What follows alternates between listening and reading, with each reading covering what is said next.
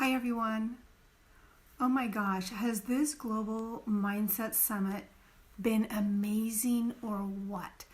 I have thoroughly enjoyed these last few days having this opportunity to watch so many amazing mindset leaders from around the world and for them to share their crafts, to share amazing tips and techniques in that for all of us. It's been incredible. And huge shout out to Lisa and Jeff for orchestrating this a beautiful event in such a expeditious way. I mean, it's been, at least for me, bearing witness to all of this, it seems like it's gone relatively smooth and flawless, right? And they put this together in such a very short period of time. An incredible journey. Thank you, Lisa, and thank you, Jeff, and for all that have come together to make this something extraordinary, something that's never happened before, at least not in my time period. And how awesome is it that we're all a part of this journey. Hey, Tammy. Hi, Teresa. I'm glad you guys could come. So I'm going to introduce myself and kind of tell you what I'm going to talk about. And just as a disclaimer, I'm probably not going to catch your comments during the live because it'd almost be like a squirrel. I might get a little disjointed and forget where I am. So please forgive me if I'm not answering that right live. I do promise you that at the end of this little talk that I do, that I will come back and I will answer all of your comments. So thank you so much. So who am I? I'm Dr. KellyRae, and I am notably known as an Inner Critic Tamer, somebody who works with some extraordinary people from around the world to help them to tame this rascal by understanding the languaging and the idiosyncrasies of our inner critic and how that rascal can trip us up, can keep us stuck, can keep us small, can keep us feeling like we're not worthy and deserving of more in our lives. Giving you the tools to tame that rascal so you can live vibrantly, so you can live confidently, and so that you can live in control of your life.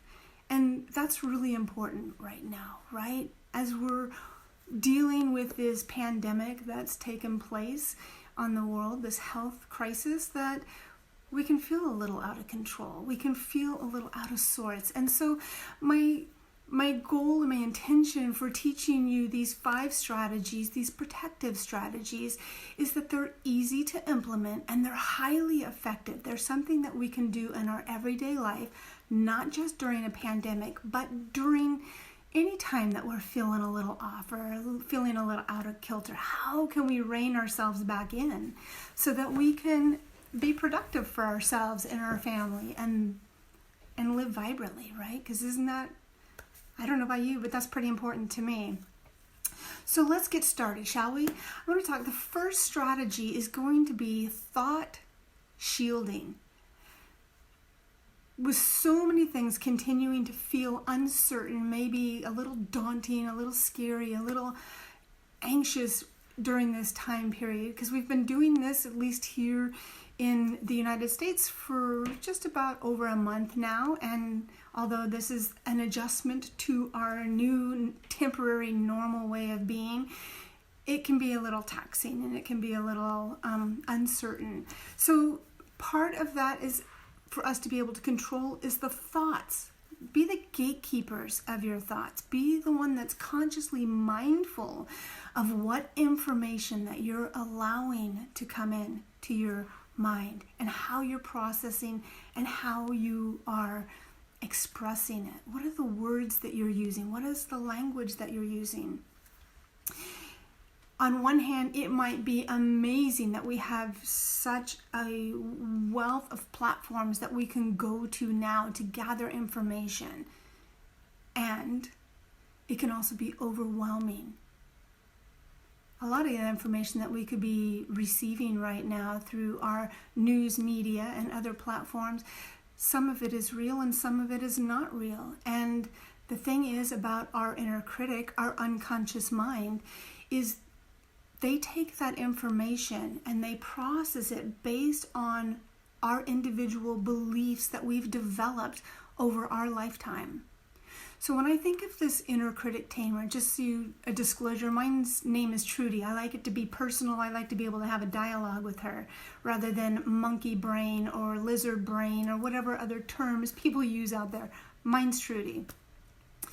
So Trudy has developed a strategy for how information's processed. We gather all of this data every day in our lives by the things that we see, by the things that we hear, by the things that we feel. And based on that, our little inner critic here labels it. There's no emotional in it. It's labeled as beliefs, things that we've labeled them from early on. So it could be fear, it could be guilt, it could be shame, it could be worry, anxiety, could be joy. Could be excitement, could be love, could be peace and calm. That's the job of your unconscious mind, is to label all of that stuff and categorize it and put it in its appropriate places so that when something comes up or is expressed or we see or hear, immediately goes to that pile, let's say it's fear, and brings up all of the energy in our body to feel fear. It just immediately goes into that state, as if we're ready to take charge. So be very mindful as you're the gatekeepers of your thoughts during this time period and any other time period in your life where you're feeling uncertain. Limit the amount of news that you take in. Here's the thing, we have so many platforms, as I said earlier, where news organizations are now having to compete with all of these different social media sites who are having people put information out, that it's almost like a competition. So everybody's throwing their information out there. If you start to see repeated stories and you start to hear them again, stop. Just stop right there. That's a form of programming. It's a form of programming that we learned long ago, that when we repeat something over and over and over again, eventually it becomes a behavior, a pattern, a belief that we hold, and we operate from that state. I don't want you to operate from a fear state, from a scarcity state, from an anxious state. And one of the ways that you can do that as the thought keeper of your thoughts is to limit the amount of exposure that you're getting from the media. This is why this summit is a perfect time for that. It's because you're getting information that can help validate that you are safe, that you are okay, and that you are capable of weathering this. The other thing is, be willing to take deep breaths. I know that you've heard many of the other mindset leaders here talk about that on various forums. I know that because I've been watching them. It's so important that when you are taking deep breaths, do it from your belly. You want to make sure that you're getting a nice full breath through your stomach. You can breathe in through your nose, but if you need to, put your hands on your tummy, because you want to come from a place of groundedness. You want to come from a place of, okay, I'm all right. When we start breathing through our chest or doing that shallow breathing, we're now in that state of fight or flight. And usually from that state of mind, we're not necessarily making good decisions for ourselves. And we could be reacting in a way that could cause harm to ourselves or those that we're having to spend more time with. Which this brings me to my second one. Strategy number 2 is define and express your relationship needs. There's no doubt that we're all feeling a plethora of feelings and thoughts right now, right? As we're navigating this temporary new normal. I can't express temporary enough. We're not going to be in this forever. Remind yourself of that. But as we spend now time with others in our household that maybe ordinarily we didn't spend as much time with because we had functions outside, maybe you're home with your kids, maybe you have a spouse or a partner or roommates that now you're having to spend so much time with. This is not the time for you to suffer silently. Let me repeat that again. Now is not the time for you to suffer silently. This is not the time for you to feel like you have to be the strong one that carries everything silently within inside of you so that you can take care of everyone else that's in the household and make sure everyone else is stable and take on everyone else's anxiety and stress and concern and worry and maybe even grumpiness. It's not going to serve you, and it's not going to serve your family or roommates or the people that you're in space with very well if you're not expressing your own needs. This is a time for us to be extremely compassionate and empathetic, not only with those that we share our space with, but for ourselves. Be kind to yourself. Give yourself a break. This is possibly the first time that any of us have been in a pandemic, right? So we're all trying to navigate this as best that we can. And part of that is being kind and compassionate to ourselves and also asking for what it is that we need. Understanding that this is not a one-way street. We need to be able to give the same graces to everyone else in the household. So if it's a matter of you saying, hey, I need some space, I need some alone time, ask for that and take that time. And in the same vein, if somebody's telling you, hey, I just need a break, I just need my own space, my own time, don't take that personal. Honor them. Give them that space. What's going to happen is if you both have taken your space and have allowed yourself to get fresh air or whatever it may be, you're going to come back into your collective space together refreshed, not as stressed out, not as anxious, and not as maybe grumpy and feisty with one another because you're all holding this stuff in. Don't do that. Be willing to ask for what you need. This brings me to number 3. Sorry, I'm looking over here because I'm making sure that I'm being respectful of the time because I can go on and on. Number 3 is set energetic boundaries. Right now, many of us are combining home, work, and school together, and that kind of sets us up for being a little bit more receptive to energy. This is not something that's just applicable to those that identify as empaths or highly sensitive. We all have the ability to feel overwhelmed, to feel stressed out, to feel anxious, to feel panicky, to feel depressed, sad, heavy, just as we all have the ability to feel joy and excitement and love and peace and calm. This is really important to kind of tighten up the boundaries and be willing to, again, express your needs and understanding how we're all working from home together. I don't know about any of you, but the first few days or so, what I was hearing friends and family and those talk about being home is it was glorious. Oh my gosh, it was like a dream come true.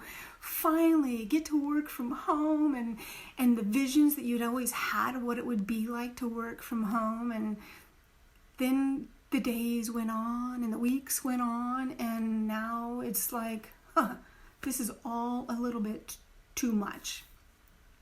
So if you're kind of feeling in that space of, oh, this is a little too much and, I thought I could handle it. Well, I want to tell you, you can handle it. We're just putting some tools in place to make that happen. So I'm going to encourage you, if you have not done so already, is to create a daily schedule. I know it sounds so simple, right? So why is this important? It gives you a sense of feeling like you're in control of your life. It gives you a sense of what you would identify as normal. So set breaks through your day. It's super important to have breaks.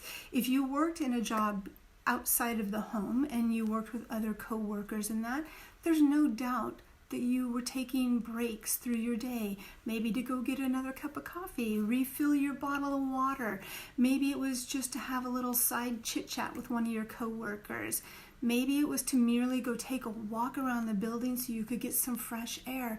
It's imperative that you implement that in your daily life. Right now, you're home 24/7, and that can seem like a really long day. So set some breaks through your day. Also, take a lunch break. Take a lunch break away from your workspace. I can't implore you to do that enough. Again, we need this separation from home, from work, from parenting, from spousing, from roommating, whatever it may be. I know for my daughter and I have a teenager, and so we have been doing lunch the same time every day. Some days we do lunch together. We sit outside and have lunch together. Some days we want to have our separate lunch, not because we're upset with one another or anything like that. It's just having our own space so that we can get our own thoughts together and work through whatever we need to do. Again, this is nothing personal. Do this for your own self. If you want to have lunch by yourself, do that. Have it separate from your workspace and really enjoy it. Allow yourself to really enjoy that.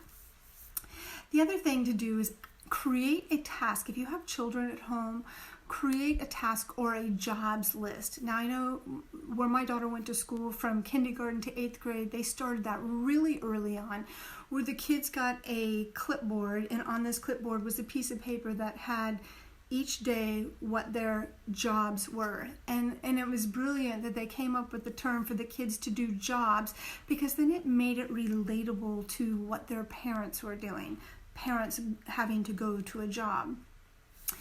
Create some tasks for your kids to do. Look, they want to be a part of this as well.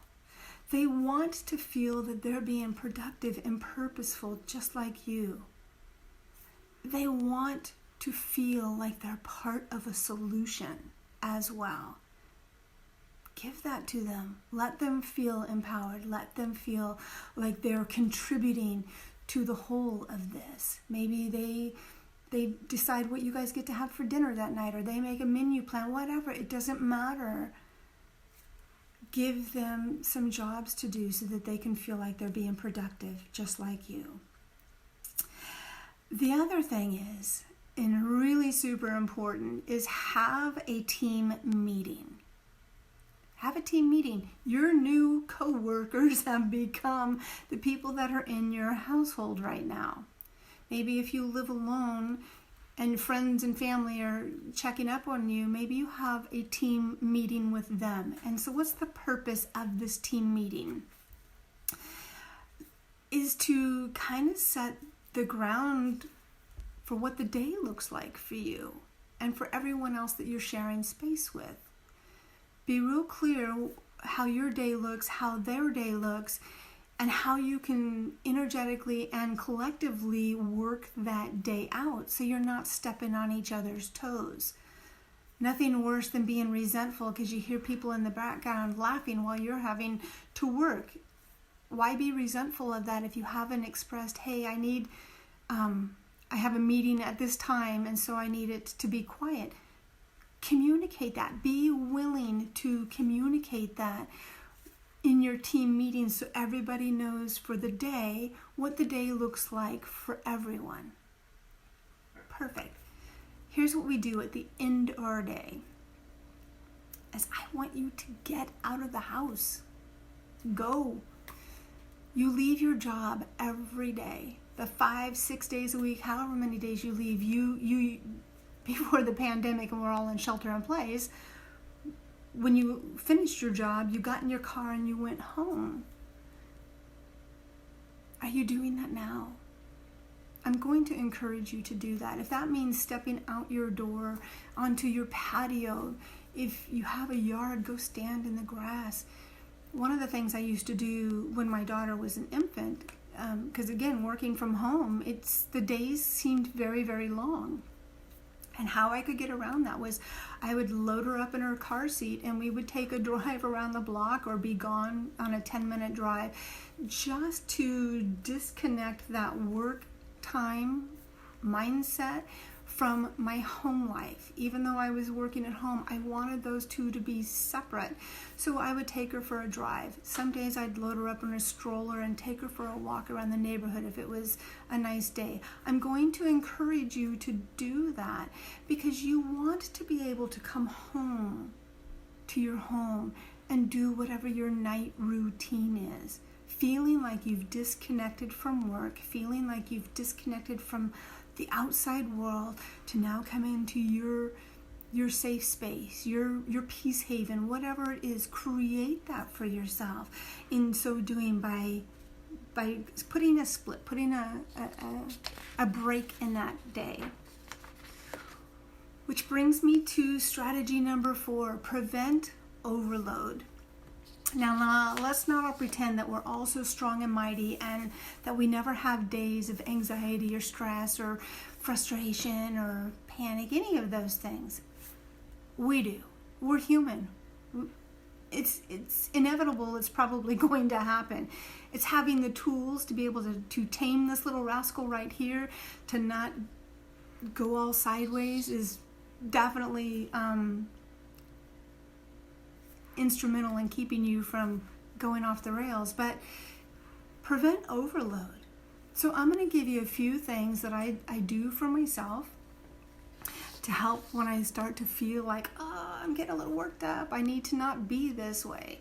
So one of them is using essential oils. I use lavender, and I just put a little drop on my hand, can emulsify it up, put it up to my nose, and take a long, slow, deep breath, inhaling that scent of lavender. I can immediately feel my body start to relax, kind of decompress. The other thing that lavender is great for is putting it on your feet at night to help you with sleep, to get a good resting sleep. It's imperative that you're getting good restorative sleep during all of this time.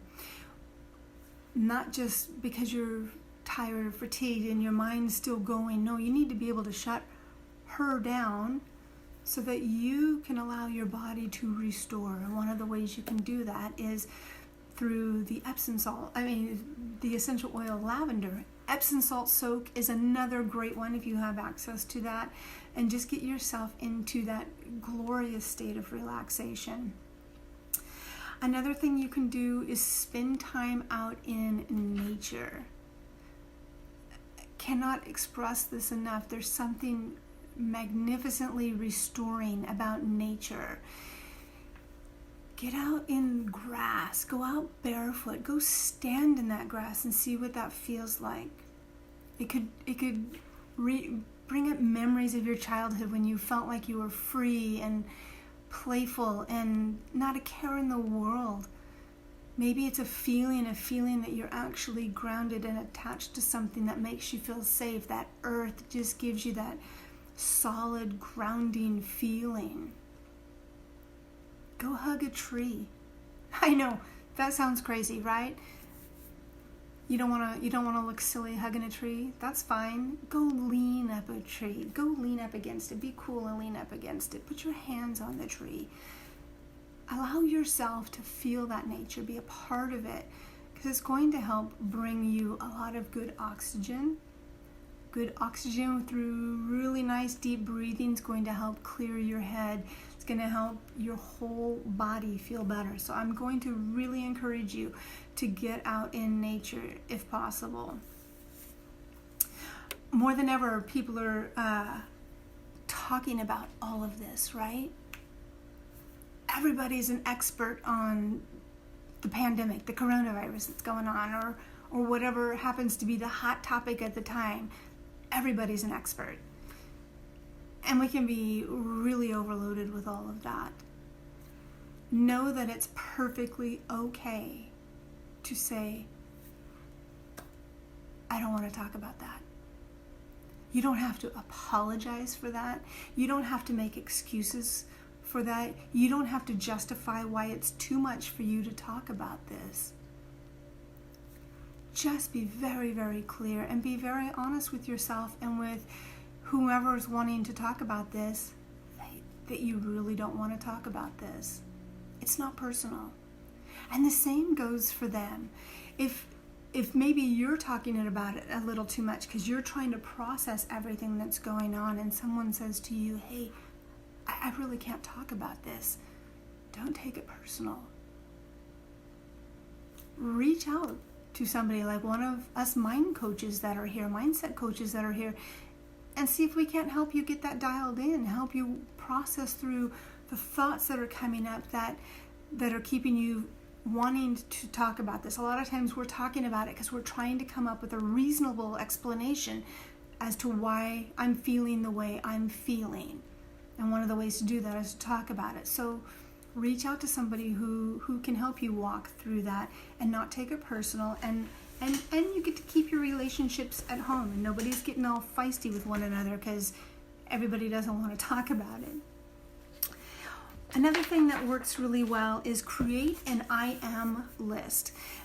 An I am list, if you don't know what that is and you'd like one, reach out to me, send me a private message, and I'll send you one. An I am list is merely writing down, I am strong, I am safe, I am courageous, I am peaceful, I feel calm, I am. I am is a statement that we can say to ourselves. And again, remember, our inner critic, our unconscious mind, doesn't differentiate between whether it's true or false. It just assumes it to be. So this is an opportunity for you to really implant those things that you want to feel. If you want to feel safe, you want to feel resilient, you want to feel resourceful, then tell yourself that you are. And again, if you'd like a list, let me know. Send me a message and I'll shoot one out to you. And at the end of your day, I want you to cut yourself a break. And I want you to tell yourself, I did good. I'm okay. I did good. And I'm okay. You did good. And you're okay. Allow yourself to go to sleep knowing that, because you will get a better night's sleep. The last thing I want to talk about, because I can see I'm running out of time here, is number 5, is the pause. The pause is something that we can do anytime, anywhere, except for when we're driving. Because I usually do the pause with my eyes closed, and I wouldn't recommend that if you're driving. The pause is merely taking a long, slow, deep breath, holding it for 10, 20 seconds, and then slowly releasing it out. What this does, one, is it puts you totally in control. You're getting to control the inhale of that breath, how fast it comes in, how slow it comes in. You hold that breath. You're in control of how long you hold that. You exhale that slowly. Again, you're in control of how quickly or how slowly you release that breath. It's really, really important, because what that's going to do is throughout the day, our energy tends to expand and expand and expand out, because we're helping everyone, making sure that we're meeting all of our deadlines, making sure that we're up to date on what's happening with the coronavirus and everything else. That it's super important that at the end of the day that we're bringing our energy back into our center so that we are grounded and that we are standing on solid ground for ourselves. That's what that pause does. You can do this pause several times throughout the day if you need to. Again, know that you're the one that's absolutely in control of that. So I'm going to do that real quickly with you, and we're not going to hold it for 10 seconds because I only have like a minute left. I want you to put your hands on your stomach. You can close your eyes if you want. And I want you to take a long, slow, deep breath in. Hold. Slowly exhale.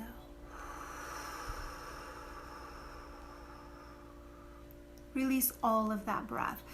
You're going to feel your shoulders relax. You're going to feel your neck relax. You're going to feel your face relax. You might feel your hips, legs, feet, everything start to relax. Get you back into you. I hope that these strategies were helpful. I hope that you continue to enjoy the remainder of this Global Mindset Summit. And please know that I send you so much love. Bye.